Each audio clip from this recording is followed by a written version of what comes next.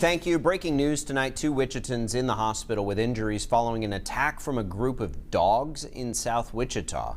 Sedgwick County deputies responding to the 4600 block of South Hemlock this morning after calls that a man was being attacked by several dogs. Deputies then found 10 to 15 dogs running loose.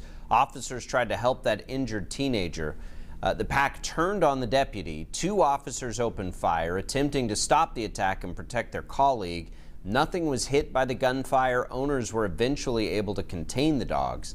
That 18-year-old taken to the hospital with non-life-threatening injuries. A 69-year-old woman also sought treatment. The deputy only reported minor injuries. Sedgwick County Animal Control later took custody of the dogs.